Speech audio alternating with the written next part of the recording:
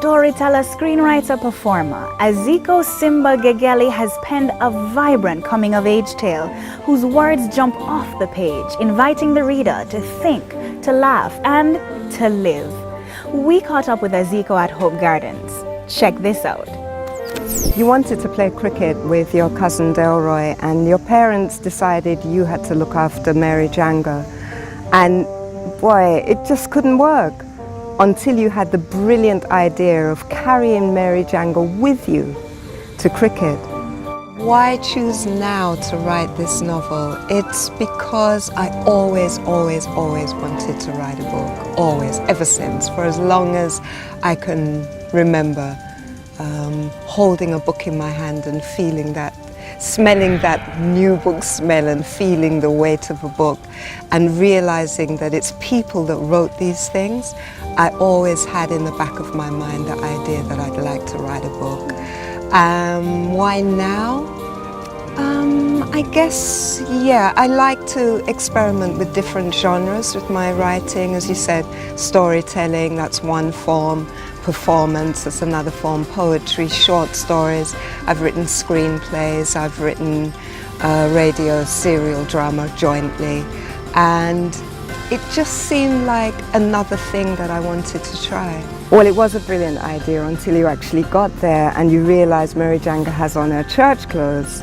And Mary Janga is not on with just standing up, because there is something about 6-year-old girls, they are not goats. It would be better if they were. All you would do, tie Mary Janga to one bush and let her eat grass. But she is not a goat. She is Mary Janga, who wants a drink. Mary Janga, who wants a ball to play with. Mary Janga, who wants you to play with. Mary Janga, who wants a next drink. Mary Janga, who wants crackers. She is Mary Janga, who you promise a picnic, and she wants it now. It's how we talk. And it's probably how we talk and a little bit not how we talk. A little bit how we talk amplified. And I say that because I'm coming also from the genre of poetry, performance poetry. And so when I'm writing, very often I'm hearing it, and I'm hearing it from a performance point of view as well. So I wanted to bring that to the book, as well as be able to reflect a heightened magnifier of the way that we talk. And also to be able to produce a book that people could open it and say, yeah man, I mean that, yeah man. And have joy and laughter in it, not so much because it's funny, which I think it is, but because there's that, yeah man, I mean that, oh gosh, I mean that. So I really wanted to be able to try and have the book really speak, not just be words, pretty words, flowery words flat on the page, but words that popped out and really spoke inside the mind. So it's an attempt to bring the performance of the work into the book. You want her to leave you alone. You want to do what you always do on a Sunday, especially this last Sunday with Delroy. You want to play cricket. You want to play cricket just over there. And now Mary Janga says she wants to play cricket just over there too. You laugh and ask her, you ever hear a girl play cricket?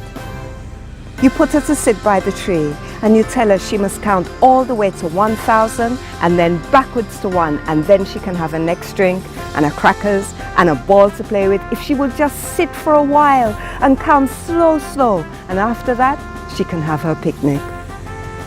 And when she hears the magic word, she cools down. She sits down on the grass in her church clothes and she starts to count. Protagonist is not the omnipresent voice, and the protagonist is not really the narrator. The protagonist is you.